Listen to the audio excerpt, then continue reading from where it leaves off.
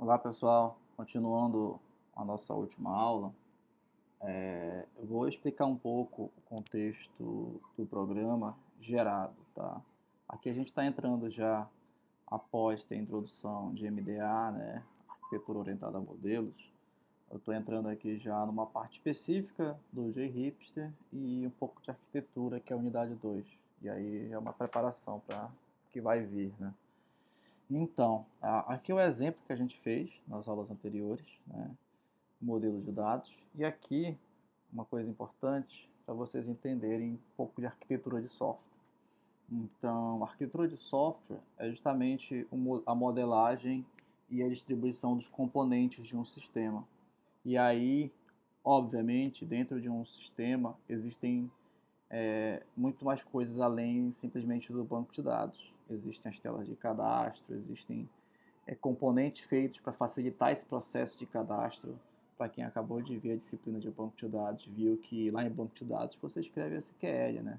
Ou SQL, né? Então, dependendo do SGBD escolhido, Postgres, MySQL ou outro banco de dados, Oracle, você tem diferentes formas de se comunicar com ele, bibliotecas diferentes, acesso via linguagem, etc. Obviamente a linguagem SQL é um padrão, né? SQL é uma linguagem padrão que tenta diminuir essa dificuldade, mas sempre vai existir um comando específico de um banco ou outro. E aí existem componentes na arquitetura que tratam isso e facilitam também, além da questão das páginas de cadastro, que tem linguagem de programação diferenciadas, hoje em dia se faz muita coisa com JavaScript, etc. Aqui no JHipster, que vocês viram nas aulas anteriores, ele é um gerador de código. O gerador de código, ele se baseia, né, como aqui está falando desse gerador específico, ele se baseia no padrão de uma arquitetura originalmente baseada em Java, tá? Do framework Spring. Né? Na verdade, existe o Spring e existe o Spring Boot, que é uma forma de desenvolver aplicações Spring com facilidade, né? Não vou dizer facilidade, mas diminuição de problemas de configuração, você conseguir rapidamente rodar uma aplicação sem muito trabalho, tá? Então isso é o Spring Boot, tá? É uma junção de pacotes Java que facilitam isso, tá? E aí, só para explicar a arquitetura, né? Depois a gente vai aprofundar nisso aí. E aqui no JHipster, existe uma área que a gente pode justamente criar isso aqui, ó. Então, existe na documentação deles, tá? Essa função aqui de options e application. Você tem aqui o site de hipster.tech, tá? Que você tem o site oficial, é todo em inglês, obviamente. Você consegue aplicar até um tradutor em cima, né? Mas enfim, o inglês é a linguagem básica, né? E você tem aqui, ó, opções, banco de dados, tem o que ele gera em termos de arquitetura de software, né? E tem aqui a linguagem JDL, ó, referência da linguagem de modelagem, de Hipster Domain Language. Né? E aí, ó, dentro da linguagem, além da parte de entidades e campos, enums, relationships que a gente fez, existe essa parte aqui de options, né, que são opções que a gente tem para colocar na aplicação. Eu já tinha deixado pronto lá, mas eu não vou focar em options agora, eu vou focar nessa parte aqui que é application. Então, application permite que a gente crie alguma configuração que não precise ficar selecionando manualmente depois isso. Exemplo, então, quando a gente coloca essas informações de application, a gente pode identificar algumas informações, como aqui no nosso arquivo, qual é o tipo de aplicação. Então, o JHipster ele tem 3, 4 tipos de aplicação. Tá? Aqui o nosso foco vai ser nesse formato monolith, que é monolítico, que ele chama, que é onde a gente tem uma aplicação que tem junto dela um usuário que ele cria lá, que é para autenticar, que ele chama de user. Então ele tem autenticação, login, né? Ele tem authentication type, que é o tipo de autenticação que tem a tecnologia JWT, né? Que é o JSON Web Token, que é é um padrão de comunicação de serviços hoje em dia na web, né, em web service. É um dos padrões que você pode autenticar. Não é o único e nem o mais famoso, eu acho, usado. Por exemplo, o OAuth 2, que é o outro disponível, ele é utilizado, por exemplo, o formato para se autenticar no Facebook, no Instagram e outras aplicações é o Alpha 2 normalmente. Mas aqui o JWT eu acho ele muito mais simples e eu prefiro ele quando eu vou desenvolver as primeiras aplicações. Tá? Então é apenas um padrão, JWT. Isso influencia toda a autenticação do sistema. Tá? Então isso já é arquitetura de software já embutida na plataforma. Eu poderia fazer do zero uma autenticação, criar lá um método que vai no banco, verifica se o login e senha bate? Poderia. Com certeza poderia programar isso. Mas colocando assim, ele já gera para mim, então eu não preciso. Aquele nosso projeto, onde coloquei aqui, ele tem duas configurações. Um é o nome da aplicação, que tem que ser um nome contínuo, não pode ter espaço. Eu coloquei aqui vacinação. E o package name é o pacote, como se fossem os diretórios que ele vai criar. Então eu coloquei br.fpa.vacinação. Ele vai criar 3 diretórios e dentro do último diretório vacinação ele vai colocar os arquivos da aplicação. A parte de banco de dados, acesso, páginas e tudo, tá? Aqui a tecnologia que ele usa é Java, ele tem duas opções somente, tá? Que é o Maven e outra opção. Eu prefiro o Maven, que eu acho mais simples de configurar, tá? Mas o que o Maven é? O Maven é basicamente um gerenciador de pacotes, né, de dependências, onde você coloca lá no seu arquivo, olha, eu preciso da versão X do MySQL para conectar no MySQL. Ele vai lá e baixa para você quando você manda compilar o código. É isso que o Maven faz, é um gerenciador de dependências. Aí eu preciso atualizar a versão do MySQL porque a versão mais nova agora é 5.0 e a biblioteca Java tem que ser feita a atualização. Você vai lá no arquivo Maven, né, que é o pom.xml e muda o número da versão. E aí, ó, ele é muito bom porque ele facilita realmente muito o desenvolvimento de software para quem faz coisas em Java, tá? Tem outros gerenciadores, mas eu prefiro o Maven porque eu já estou muito acostumado e é muito utilizado. Então, por exemplo, conector MySQL. Quando você vai dizer, eu quero a última versão é esse cara aqui, 8.0.2.0.23. Se você vir aqui, ó, é só copiar esse conteúdo que está aqui, né, ó, dependency, copia lá para dentro desse arquivo pom.xml. Fica fácil ver quando você vai lá e copia esse texto, joga lá e ele vai atualizar automaticamente, faz o download da internet e deixa a tua aplicação atualizada. Antes desse e-mail você tinha que baixar manualmente os arquivos, e se troca arquivo, troca. Era uma dor de cabeça fazer isso sem Maven.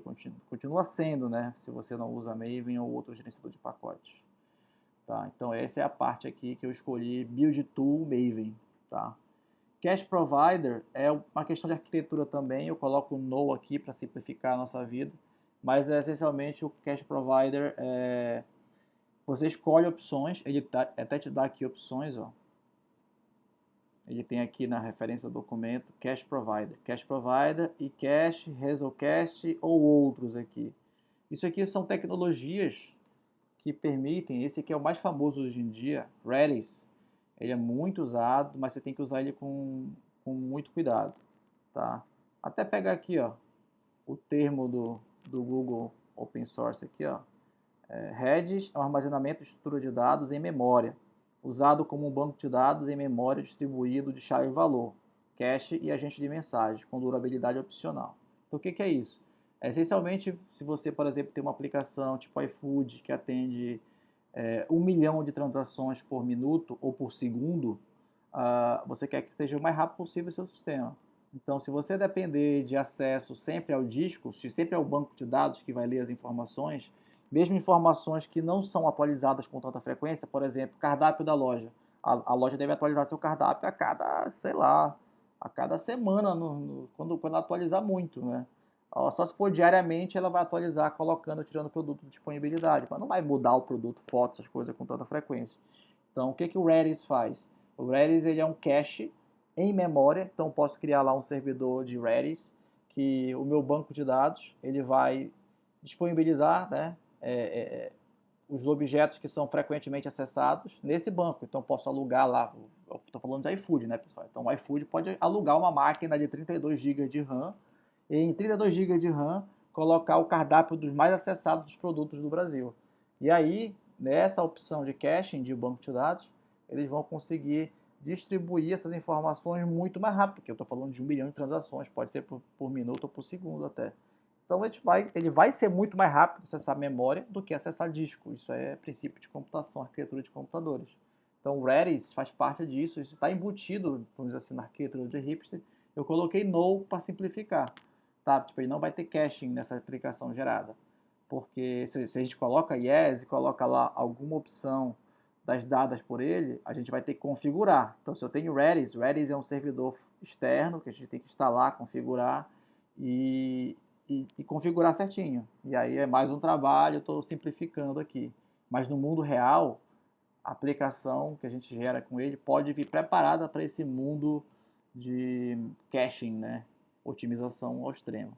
Esse Client Package Manager faz sentido quando eu vou mostrar lá na frente para vocês a geração do código do front-end, sendo que eu não vou focar em front-end. Mas aqui é só para citar para vocês que o NPM, ele dá duas opções, aqui, tá? Ele dá o NPM ou Yarn. Ele não usa mais esse Yarn, que é uma biblioteca que ele já está até descontinuando. Mas é interessante para quem não conhece o mundo do desenvolvimento de software JavaScript, saber o que é o NPM. Tá? Então o NPM é como se fosse o Maven, tá, do Java, só que para o JavaScript. Então tá aqui, ó, NPM é um gerenciador de pacotes para a linguagem de programação JavaScript. Então vejam que é a mesma coisa do Maven que eu expliquei anteriormente, só que agora para o mundo JavaScript. E ele se aplica a várias linguagens JavaScript, porque a gente tem aí, né, frameworks, na verdade, né, React, React Native, Angular, Vue. No final, muitos desses usam JavaScript por trás, e JavaScript tem bibliotecas comuns que fazem muita coisa também. Tá? Então, existe um mundo de bibliotecas JavaScript aqui que você consegue, através do Maven, colocar na sua aplicação e plugar ela. Né? E ela justamente foi comprada pelo GitHub, é uma empresa subsidiária da GitHub que foi comprada pela Microsoft. Né? Então é um negócio que vai estar no ar forever aqui. Dificilmente isso aqui vai ser abandonado, tá? Microsoft comprou e todo mundo investe nesse cara porque ele é justamente o coração de muitas aplicações, o compartilhamento bem feito de bibliotecas JavaScript, tá? Então ele fornece software aí para bibliotecas, né, que sejam facilmente empacotadas e feito download quando você vai rodar uma aplicação NPM. Então essa aqui é a configuração aqui, tá? NPM. Database Type é para dizer qual é o tipo de banco de dados que ele vai rodar. Deixando claro que eu já tinha falado para vocês sobre outras estruturas de banco, né, como o banco de dados NoSQL ou NoSQL, né? Então ele tem outras opções como MongoDB, tá vendo aqui, Database Type, MongoDB, Cassandra, Couchbase ou não gerar banco de dados também, tem essa opção. Mas aí não faz sentido para a gente isso. Então eu vou botar SQL, né, SQL. Mas existem outras opções de banco de dados NoSQL aqui, mas o mais robusto e testado é a versão SQL. E dentro da versão SQL, ele tem aqui, ó, o tipo de banco de dados que eu vou rodar em produção. Porque quando ele gera a aplicação, ele gera dois arquivos de configuração. Um que ele chama de dev, né, que é dev database type, e ele também tem a questão do tipo de banco de dados para dev. Então, para dev e prod, ele separa. Então, para prod, eu estou colocando aqui esse banco de dados, que é o PostgreSQL. Está aqui, ó. Tem essas opções, MySQL, MariaDB, MS SQL, Postgres, Oracle e No. Existem outros bancos de dados no mundo? Existem. A questão é que ele foi testado e configurado para automaticamente gerar código para esses aqui. Tá? O default dele é o MySQL, mas eu coloquei Postgres porque eu gosto mais dele. Tá? É isso. E aqui para dev, ele tem a opção de ser SQL, obviamente, e também ele tem a opção de rodar em memória o banco de dados. Eu não coloquei aqui dev database type, mas tá aqui, ele deve ter aqui a opção. Dev database type, ó, H2 disk, H2 memory. Eu vou colocar essa opção para justamente deixar claro para vocês isso aqui, ó. Existe o banco de produção, dev database. Não, até coloquei errado aqui. Dev database type é H2 disk, tá? Por que isso? Justamente porque Dev Database Type H2 Disk é a opção que ele não usa Postgres, ele usa um banco de dados H2, que é um banco de dados open source bastante conhecido aqui, H2 Database. É um banco de dados minúsculo, feito para rodar em memória, né, ou salvar os dados em arquivos simples. Então, um banco de dados que a gente chama de banco de dados embarcado. É similar né, a outras opções mais simples de banco de dados, que a gente até viu em banco de dados 1, tá? Tá aqui as opções, ó. O banco de dados 100% Java, que é bem mais simplificado e é feito para rodar a aplicação rápido sem ter que instalar nada. Então, se você for rodar a aplicação em dev, né, em testes ou desenvolvimento, a gente coloca o H2 justamente por isso. Eu não preciso instalar Postgres nem nada. Então, ele vai rodar esse H2 aqui. Modo disco, né? Ou seja, ele vai salvar em um arquivo local dentro do próprio diretório o banco de dados. Se a gente colocasse a versão memória, quando religasse a aplicação e voltasse, ele ia perder os dados, porque ele só salva na memória RAM. Né? Basicamente isso. Swagger CodeGen, na verdade, isso aqui é para vocês entenderem até outra tecnologia que está associada ao JRipt, na verdade, ao mundo dos web services, que a gente vai aprofundar nessa disciplina, é o Swagger, tá? O Swagger é uma biblioteca que permite, na verdade, é um conjunto de bibliotecas open source que permite que a gente gere aplicações, na verdade, a gente gera a documentação da API, né? A especificação da API e em cima disso a gente possa, de fato, inclusive ele tem geradores de código de aplicações cliente, servidor, o esqueleto, né, da API. Então, o que é uma API aqui, o Swagger? Ele basicamente dá a informação dos componentes do software, dos métodos, entrada, saída, principalmente que a gente está falando aqui de JSON. Eu posso ter desenvolvido uma aplicação em Java, né, mas estou mostrando aqui para vocês um Swagger funcional. Mas eu posso ter clientes acessando essa API em JavaScript, em PHP, em Python, qualquer linguagem que eu queira conectar. Isso aqui é uma versão de uma API Swagger. Olha. É uma documentação bonitinha que tem o método, get, API, não sei o que, pode testar. Então aquilo lá é justamente para facilitar. O Swagger é para isso, tá? Ele faz isso na aplicação. Coloquei aqui. Isso aqui é um prefixo, vocês vão ver lá que é basicamente um nome que coloca nas tabelas para identificar quais tabelas foram geradas automaticamente pelo JHipster, quais tabelas foram nossas, tá? Então é isso, é o JHI prefixo, é um prefixo que ele coloca nas tabelas do banco de dados. As tabelas dele próprias, que eu falei, né, que quando a gente coloca aqui autenticação, automaticamente ele gera umas tabelas para ter um login de usuário. Ele cria lá uma tabela user, né, e umas classes associadas a isso. E o skip client é quando a gente vai gerar o código dessa aplicação, eu vou gerar só o back-end. Então existe essa opção aqui, ó, deixando claro que a aplicação, o padrão dele, que a gente fez na aula passada, ele gera o front-end e o back-end. Ele gerou uma parte Angular, né, front-end JavaScript, junto com o back-end Java. Mas, como eu vou focar aqui somente em back-end, nessa disciplina, não quer dizer que vocês não vão depois poder estudar e fazer front-end e tudo, até estão vendo isso na outra disciplina, né? Podem conectar nessa API com outras linguagens, Vue, JS, Angular, etc. Mas aqui nesse contexto eu vou focar só no back-end. Então existe a opção de gerar o código, ó, skip client, skip server. Quando eu coloco skip client, justamente ele vai pular a etapa do client, do front-end. Se eu coloco skip server, ele só gera o front-end. Ele não gera o back-end, que seria o Java. Então eu vou usar o skip client, tá? Para pular o front-end, tá? E aqui outras opções que tem dentro daquele application, essencialmente opções de paginação, não vou aprofundar, mas é só para dizer que ele, quando gerar as páginas vai ter paginação, ele vai gerar o DTO usando esse padrão aqui, MapStruct, que é um formato de ter uma classe auxiliar que copia e cola os atributos de uma classe na outra, fica depois fácil fazer customização, depois vocês vão ver quando for ver o back-end. Aqui é um modelo onde permite com que a gente faça separação usando interfaces entre a implementação de um serviço e, de fato, só a interface do serviço. Aí assim fica melhor, não fica misturado. Esse filtro asterístico aqui quer dizer que eu vou pedir para ele gerar uma outra classe auxiliar, que a arquitetura dele tem, para fazer filtro, né, que é isso aqui, ó.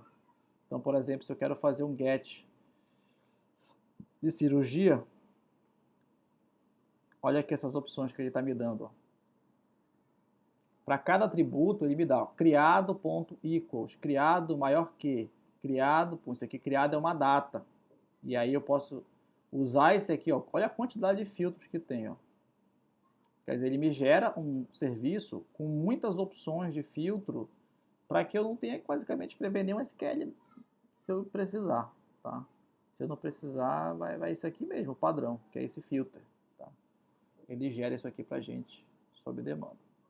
Beleza? Então essa foi a explicação da área de application e, no fim das contas, acabei explicando uma boa parte de arquitetura associada ao JHipster, Java, Spring Boot, que é o que a gente está falando aqui, tá?